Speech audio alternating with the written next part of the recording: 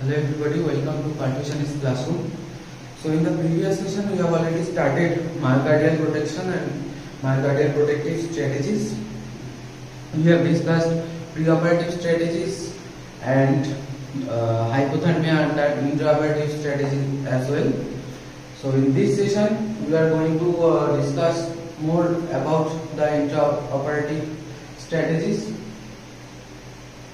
So now intraoperative period is also divided in pre-bypass period, during bypass and post-bypass. I have already mentioned it in the previous session. Hypothermia, anesthetic preconditioning was in the pre-bypass period, hypothermia was during bypass, and now we are going to start discussion about cardioplegia, which is also a strategy to protect myocardium during bypass. Everyone, all of you already know it. So first, the purpose of cardioplegia. Why we deliver cardioplegia? We all know that after cannulation, after aortic and venous cannulation is done, after checking the adequacy of return, adequacy of return and checking all the pressure and other parameters, we go on bypass, and then surgeons do cross clamp on the ascending aorta, and then we deliver cardioplegia to achieve full diastolic arrest. Now you all know that this is the ascending aorta, this is the arch of aorta. This cross clamp is put here at the top of ascending aorta. We all know the aortic cannulation is done. This is the aortic cannulation, and cardioplegia cannulation is done at the base of ascending aorta, that is before the cross clamp. Cardioplegia cannula is done here at the base of ascending aorta. These are two major coronary arteries, left and right. So this is for a small area, you already know it. So let's discuss first purpose of cardioplegia and the cross clamp. The very first purpose and the most important one is to achieve the diastolic arrest. Now why diastolic arrest? Because when we arrest the heart in diastole, obviously the energy requirement of myocardium goes down, so the tolerance towards ischemia increases, and with diastolic arrest the muscles are not contracted, the muscles are relaxed, so the heart is soft, and this is why to perform the surgery on the heart becomes easier. If we arrest on systole, what will occur? At the very first thing which will occur is which we call the stone heart, and the disadvantage is that it will not be reversible arrest, and again the performance of surgery will be difficult because the cardiac muscles are contracted, they are hard and they cannot be manipulated. So diastolic arrest, first is it is reversible, and second one is the cardiac tissue remains soft and easy to perform the surgery. Next is motionless and bloodless state. Obviously in normal condition heart is continuously beating, the blood goes through our body. Now when for surgical requirement, the incision on the heart will be given. If the heart remains beating and pumping the blood, what will happen? All the blood will be drained into the chest cavity, and the body perfusion, organ perfusion will not occur, and gradually the death of the patient will occur. So, and second one is with the continuously. That is why we put on the cross clamp and fast and motionless. The aim of making the heart motionless is so that the performance of surgery becomes easy, because if continuously heart is pumping, then operating on the heart, on a pumping heart, will be more difficult because the heart is continuously moving. So how will be the surgery performed? So this is why the diastolic arrest is achieved, and with that cross clamp is put, so the field remains bloodless, and we give the perfusion through our heart, through our cardiopulmonary bypass surgery. These are the two major purpose of cardioplegia. Next is reduction of myocardial temperature. Again, in the hypothermia, under the topic hypothermia, we have mentioned that ideal myocardial temperature is should be less or equal to 12 degrees. So achieving lower myocardial temperature is easy with obviously the cold cardioplegia. When you deliver cold cardioplegia, increase oxygen delivery. The oxygen delivery can also be increased by delivering the blood cardioplegia. But yes, when you are delivering blood cardioplegia at a very low temperature, the oxygen delivery to tissue is not so much. The oxygen is not so much available for the tissue, but still some oxygen delivery is increased to some extent amount. Next is in maintenance of myocardial pH. Now, as well as the myocardial ischemia is achieved, myocardial arrest is achieved, so there will be ischemia, and with ischemia there will be reduction in pH and acidosis will be there. So to maintain the myocardial pH, to prevent the acidosis, the cardioplegia is helpful, because in cardioplegia we add many additives like bicarbonate to correct the pH. Next is prevention of myocellular edema. In cardioplegia we add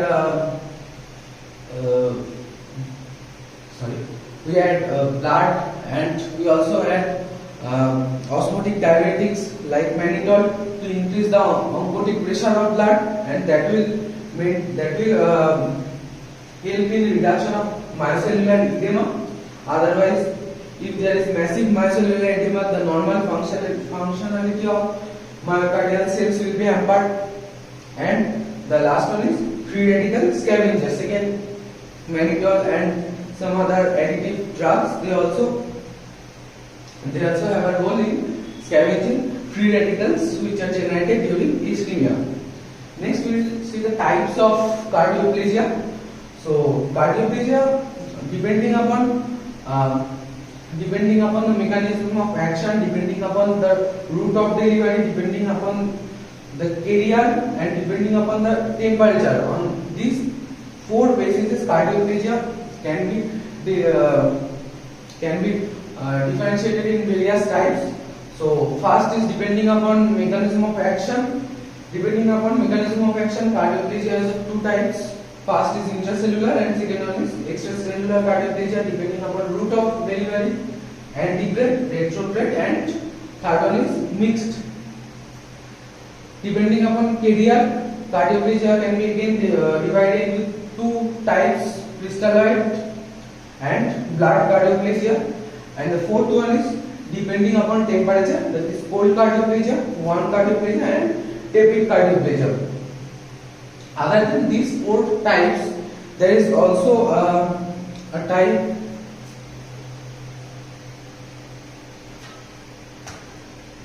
that is depending upon the frequency.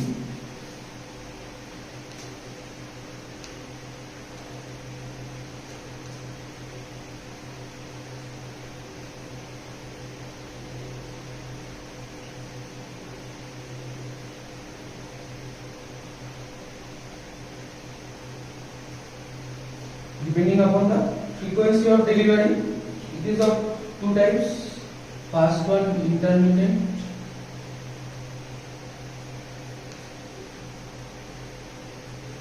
and second one is continuous.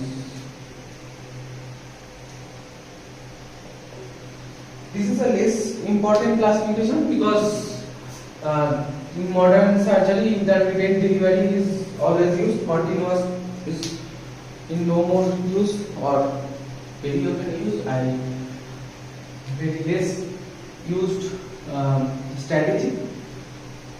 So these are the main four types. Now we'll know some details about the types. So let's start. So the first type of cardioplegia, the first type of classification which we will be discussing is the classification which is done depending upon the mechanism of action of cardioplegia. So depending upon mechanism of action, it is of two types: intracellular and extracellular. Intracellular are those cardioplegia who has higher sodium concentration, and with higher sodium concentration, what they do, they eliminate the phase 0 of cardiac action potential and achieve hyperpolarization arrest and hyperpolarization state of cardiac cell membrane. Now we have not discussed about cardiac action potential, so for now I am not elaborating this thing. For now, just remember this as an information. We will have a dedicated session on mechanism of cardioplegia, where we will first discuss the action potential of cardiomyocytes, and then we will elaborate this thing, the mechanism of action, how and on which phase of action potential which cardioplegia acts and by which mechanism. So for now, just remember this thing as an information. So first is intracellular cardioplegia, who has higher sodium concentration and they eliminate phase 0 of cardiac action potential, and by this mechanism they achieve hyperpolarization arrest. And the extracellular are those cardioplegia who has higher potassium concentration and they achieve depolarization of cardiac cell membrane. Now, as an example, you all know which cardioplegia is an example of intracellular cardioplegia? You all know that Del-Nido.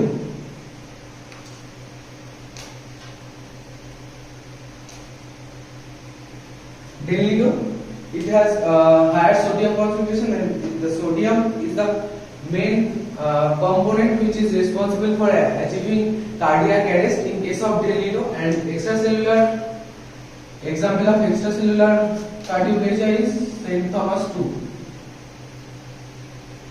or St. Thomas cardioplegia, which has higher potassium concentration. So this is the classification of cardioplegia based on mechanism of action. The next one is the classification which is done depending upon the route of delivery. Now, depending upon the route of delivery, it is mainly of two types: antegrade and retrograde. And the third one, the mixed type, is the combination, when the combination of both these two types are used. So antegrade is obviously antegrade.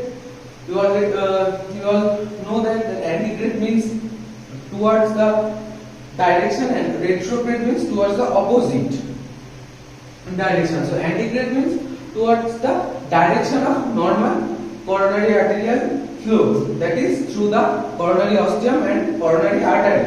And the retrograde, that is the direction opposite towards the coronary blood flow, that is through coronary sinus and coronary veins. And mixed is when we use both these technique, that is called mixed cardioplegia, that is antegrade and retrograde are both used simultaneously. Now we will see some advantages and disadvantages of two types. First, the advantages. So the advantages of antegrade cardioplegia are: first one, it mimics natural mechanism, natural coronary blood flow through the coronary artery. So the uniform distribution through the microvasculature is easily achieved.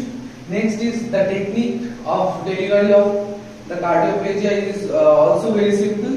It is usually done through a simple cardioplegia cannula which is inserted at the root of ascending aorta, root of aorta.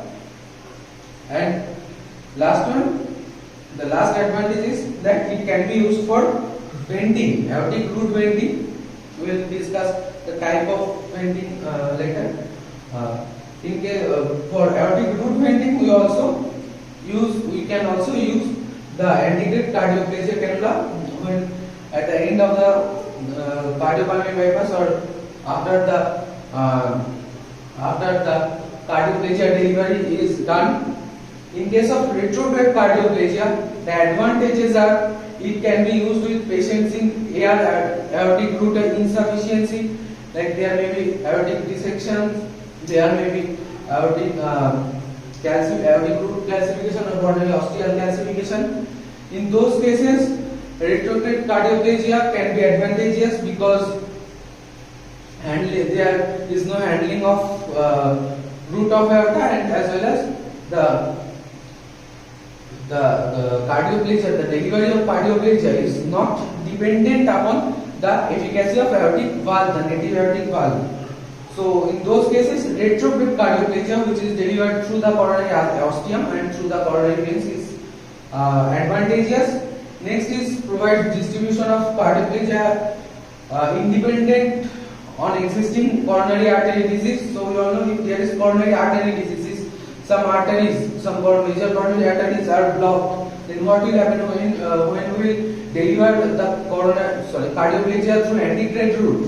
When the arteries are itself blocked, then the cardioplasia will not reach some locations of cardiac myocytes on the cardiac wall, and those regions will be underperfused, and those regions will be more vulnerable to ischemia because they are already ischemic. They are already ischemic before the surgery, and during surgery when we are giving the cardioplasia to protect it from the ischemia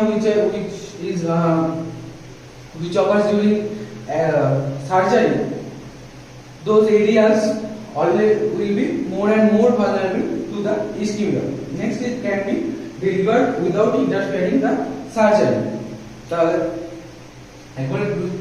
simplify করে দিই তো first advantages অ্যান্টিগ্রেড আর রেট্রোগ্রেডের কি না অ্যান্টিগ্রেডের ক্ষেত্রে normal যে coronary blood flow coronary artery থ্রুতে সেই রুটেই যেহেতু ডেলিভারি হচ্ছে, তো আমাদের ইউনিফর্ম ডিস্ট্রিবিউশন মানে কার্ডিয়াক ওয়ালের মানে হার্টের সমস্ত পার্টে ইউনিফর্মলি যে কার্ডিওপ্লেজিয়া পৌঁছচ্ছে সেটা কনফার্ম করা খুব ইজি। তার সাথে টেকনিকও খুব সিম্পল, জাস্ট রুটে একটা সিম্পল কার্ডিওপ্লেজিয়া ক্যানুলা আমরা সবাই দেখেছি। কার্ডিওপ্লেজিয়া ক্যানুলা অ্যান্টিগ্রেড কার্ডিওপ্লেজিয়া ক্যানুলা কেমন হয়, তো সেটা ইনসারশনের মাধ্যমে হয়ে যায়। আর তার সাথে কিনা সেই ক্যানুলার থ্রুতে আমরা প্রসিডিওরের মানে আফটার কার্ডিওপ্লেজিয়া ডেলিভারির পর আর সার্জারি কমপ্লিশনের পর আমরা যে ভেন্টিং করি, তো সেই ভেন্টিংও এর থ্রুতেই হয়ে যায়, তো আলাদা করে আর ক্যানুলা ইনসার্ট করতে লাগে না। তো রেট্রোগ্রেড কার্ডিওপ্লেজিয়ার ক্ষেত্রে কি দেখা যাচ্ছে না, যখন পেশেন্টের অ্যাওর্টিক রুটে ইনসাফিসিয়েন্সি থাকছে বা অ্যাওর্টিক ভালভ ইনসাফিসিয়েন্সি থাকছে, সেক্ষেত্রে রেট্রোগ্রেড কার্ডিওপ্লেজিয়া ক্যানুলা দেওয়াটা মোর কনভেনিয়েন্ট বিকজ কারণ অ্যান্টিগ্রেড দিলে কি হবে না, সেটা অ্যাওর্টিক রিকার্জিটেশন যদি থাকে, অ্যাওর্টিক ভালভ প্রপারলি ক্লোজ হচ্ছে না, তো সেটা এদিকে চলে যাবে করোনারি সার্কুলেশনের বদলে। বা যদি ক্যালসিফাইড রুট বা ক্যালসিফাইড অস্টিয়াম থাকে, সেক্ষেত্রে অ্যাথেরোস্ক্লেরোটিক ডেব্রিজ স্যান্ডব্লাস্টিং এফেক্ট হতে পারে, অ্যাথেরোস্ক্লেরোটিক ডেব্রিজ ডিসলজমেন্ট হতে পারে, সেটা পরবর্তীকালে ব্রেনে চলে যেতে পারে বা কোনো পার্টে গিয়ে কোনো ডিফিউজাস এফেক্ট দেখাতে পারে। তো সেক্ষেত্রে আমাদের অ্যাথেরোস্ক্লেরোটিক অ্যাওর্টা সেটা হ্যান্ডলিং করতে হচ্ছে না। সেকেন্ড হচ্ছে যদি পেশেন্টের করোনারি আর্টারিয়াল ডিজিজ থাকে, মানে অলরেডি হার্টের একটা পার্ট সেই ইসকিমিক, সেই পার্টটা ভালনারেবল, আবার করোনারি আর্টারি ডিজিজ মানে কোন করোনারি আর্টারি ব্লক রয়েছে, সেক্ষেত্রে যদি আমরা অ্যান্টিগ্রেড মানে থ্রু করোনারি আর্টারি যদি কার্ডিওপ্লেজিয়া দিই, তো যে করোনারি আর্টারিটা ব্লক, সেই করোনারিটা যে রিজিয়নকে সাপ্লাই করে, তো সেই রিজিয়নটা আন্ডারপারফিউজ থাকবে, তো সেই রিজিয়নটা অলরেডি ইসকিমিকও, সে আবার আরো ইসকিমিয়ার মধ্যে দিয়ে যাবে ডিউরিং সার্জারি, তো সেটা মোর ভালনারেবল টুয়ার্ডস ইনজুরি। আর লাস্ট থিং এটা হচ্ছে যে প্রসিডিউর, মেন প্রসিডিউরকে ইন্টারফেয়ার না করে দেওয়া যায়। Next is limitations. So limitation অ্যান্টিগ্রেডের ক্ষেত্রে অবশ্যই যেটা রেট্রোগ্রেডের ক্ষেত্রে অ্যাডভান্টেজ ছিল, সেটা অ্যান্টিগ্রেডের লিমিটেশন হবে, that is the limitation of antegrade cardioplegia are the advantages of the retrograde cardioplegia. Obviously, first one is aortic regurgitation, aortic valve regurgitation, and next is atherosclerotic root or calcified coronary ostium. with that coronary arterial disease. Next, in procedures where retraction of heart is needed, that is heart ke retract korte hocche, like MPR. In those cases, antegrade cardioplegia interferes with the procedure, and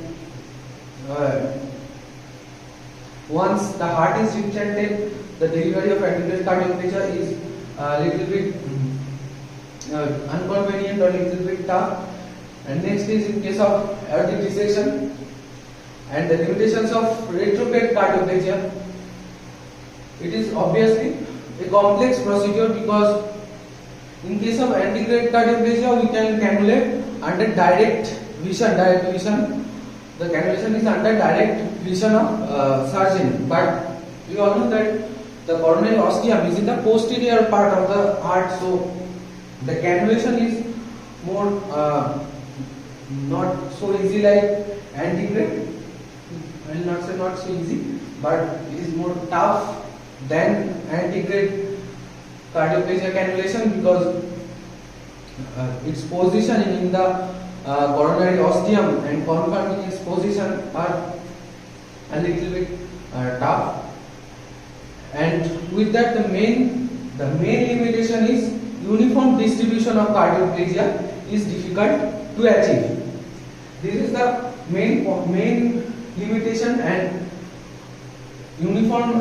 Why we are telling that the uniform distribution is not there with retrograde, because in most of the cases RV and some parts of IVS, mainly the RV and some parts of IVS is often underperfused, and this is the most important point, and usually it is asked in more it is asked in Viva exams, in times of Viva also. So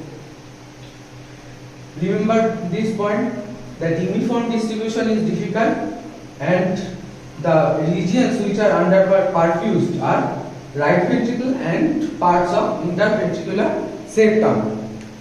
Now the next one will be the blood and crystalline. Before entering the next topic, some important points about the previous one, that is the antegrade and retrograde delivery of cardioplegia. One thing that I wish to mention is the pressure.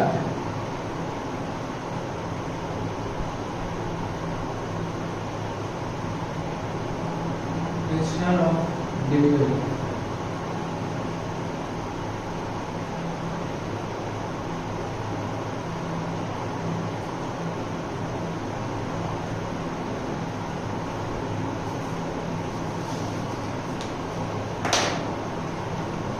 So for antegrade cardioplegia, we usually deliver cardioplegia at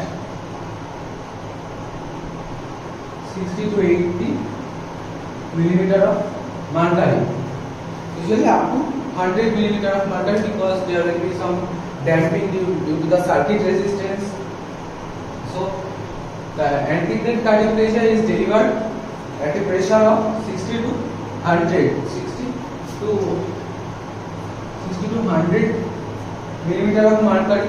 And in case of retrograde cardioplegia, the pressure of delivery, we keep the pressure of delivery much lower, less than 40 millimeter of mercury, and it is usually delivered at 20 to 35 millimeter of mercury. Now here again one commonly asked question is, in case of retrograde cardioplegia, why we deliver the cardioplegia, why we cannot deliver the cardioplegia at such a high rate? The answer is because if we deliver retrograde cardioplegia at such a high, such a high pressure, as the retrograde cardioplegia cannula is inside the coronary sinus. This is a weaker structure because this is a venous structure. The wall of vein is usually much weaker than arterial wall. So if retrograde cardioplegia is delivered at such a high pressure, then coronary sinus rupture will occur.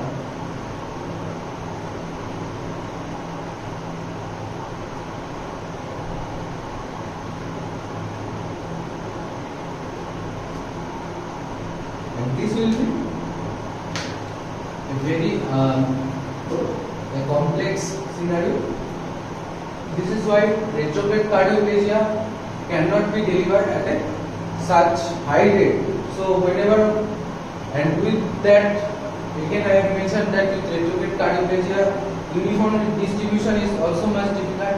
So whenever retrograde cardioplegia is to be used, we try to also deliver the antegrade in a combination, that is the mixed cardioplegia. We try to give a mixed cardioplegia so that all the advantages of both type of delivery can be utilized, and we can minimize the limitations of our cardioplegia delivery. And for a recap, we all know that veins have valves. So how will we be able to deliver retrograde cardioplegia cannula if there is valves? The retrograde flow will not occur. Again, I have already mentioned in previous sessions that only two parts in our body, that is the brain and heart, veins do not have valves. This is why retrograde delivery of cardioplegia is possible. Moving towards the next classification, which is dependent upon the carrier. Depending upon the carrier, cardioplegia can be divided in two types: crystalloid and blood. Obviously, crystalloid is those cardioplegias where crystalloids are used as a carrier, like HTK, that is cysteine, tryptophan and alpha ketoglutarate. We all know the names of cardioplegia. And the blood cardioplegia, in those where blood is used as a carrier, that is in case of St. Thomas cardioplegia. Now let's look at some advantages and limitations. So in case of crystalloid cardioplegia, advantages are simplicity of administration, because in cases of HTK we have to only connect the cardioplegia bags or bottles to the circuit, usually cardioplegia bags to the circuit, and give the flow. Have to give the flow. And with crystalloid there is lower viscosity, and less viscosity means there will be better perfusion at microcirculation level or microvasculature level, and there will be no capillary sludge as well.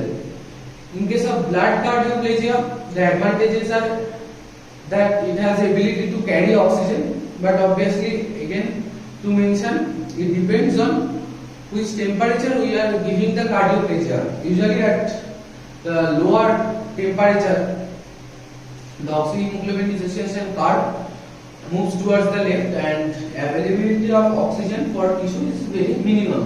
Next is excellent buffering capacity, because blood itself have the natural buffers. With blood cardioplegia, there is lesser degree of hemodilution. We can give a high amount of cardioplegia without making massive hemodilution. Next is physiological osmotic pressure, because blood is maintaining the osmotic pressure, so there will be lesser chance of myocardial edema, and can be given in both cold and warm form. Now the limitations are in case of crystalloid cardioplegia, as there is no hemoglobin, so the oxygen delivery is only, the delivery of oxygen is occur only as form of dissolved oxygen into the crystalloid, which is very minimal. So oxygen delivery is almost negligible in case of crystalloid cardioplegia. And next one is the all components should be rigorously maintained, because there, in case of blood cardioplegia, as we are mixing the blood has its own components that can compensate if there is some some disturbance in concentration.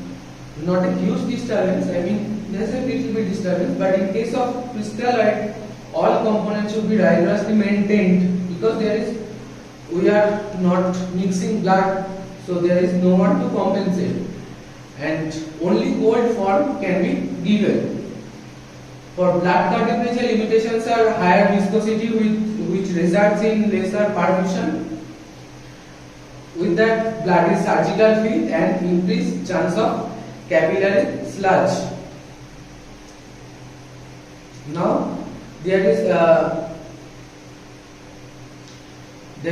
concept, or there is another type of cardioplegia depending upon the cardiac, which is called microplegia, and microplegia refers to the use of blood that is minimally diluted with crystalloid containing only the element required for achieving the cardiac arrest. That is in case of Delnido. In case of Delnido, we are mixing blood with crystalloid at a 1:4 ratio. That means 4 parts of crystalloid and 1 part of blood. But in case of microplegia, the blood will be minimally diluted, which will diluted with crystalloid, which will contain only the elements that is required for achieving the cardiac arrest. This is called microplegia. And next is based on temperature. So based on temperature, cardioplegia is of three types: cold, warm, and tepid cardioplegia. Cold cardioplegia is given at 4 degree, which is seen in case of delivery of Delnido. It is usually very much efficient in myocardial cooling and myocardial preservation. Maintaining myocardial temperature lesser than 12 degree. Warm cardioplegia, in case of warm cardioplegia, the cardioplegia is delivered at 35 to 37 degree. But there are some limitations of delivery of warm cardioplegia, that is, it can only be given with blood, using blood as a carrier. But it has another limitation is it must be delivered as a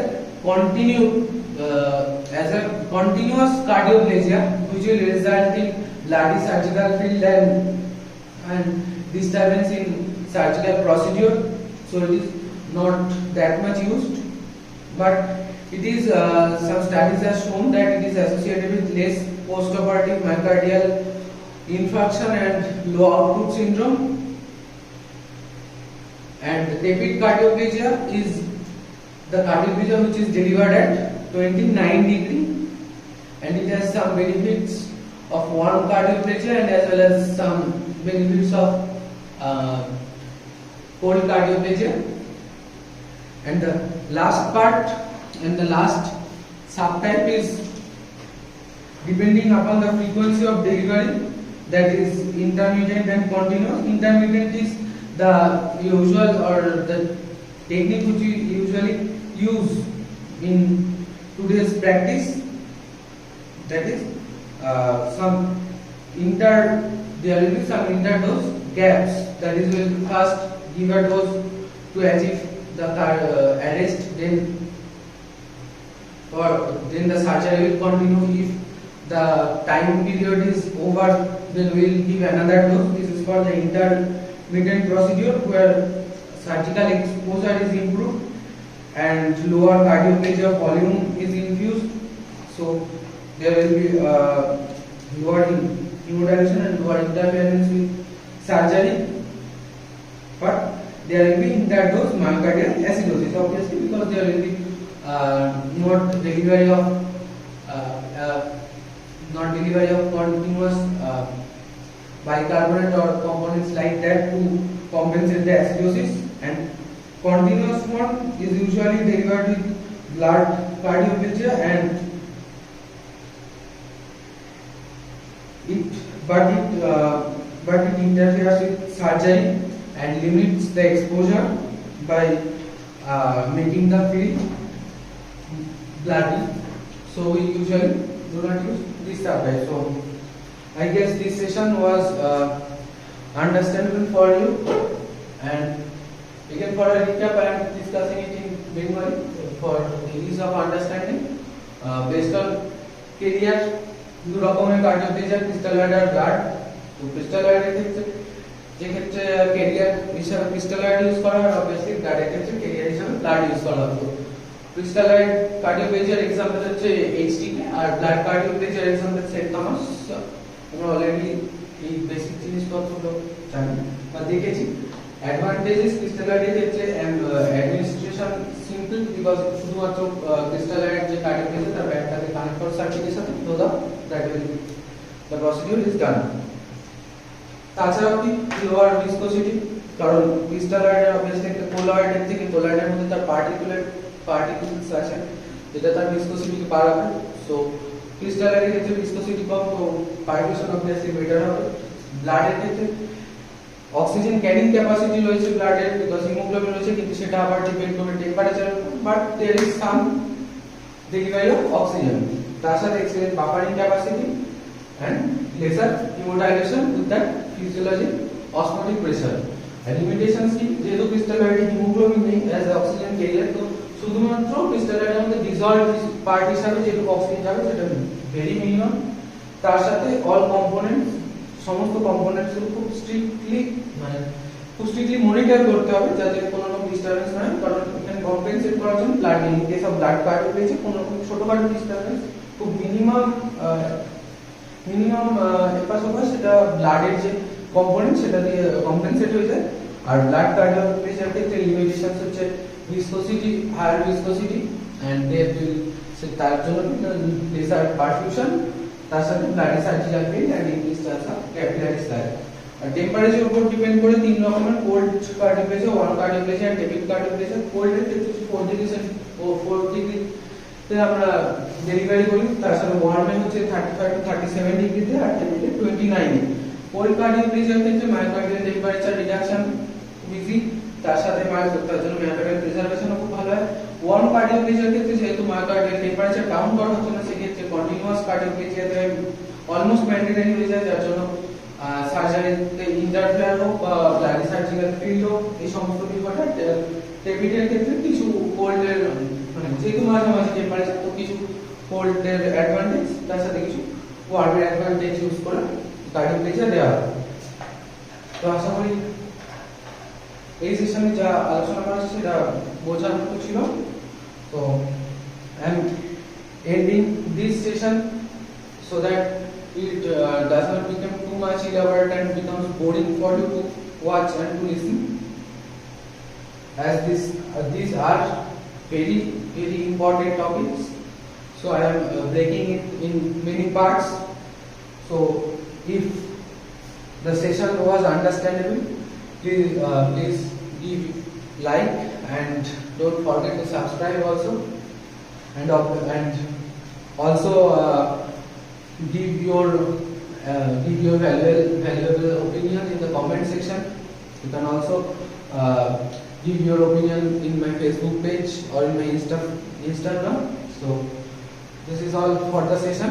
Thank you, goodbye and take care.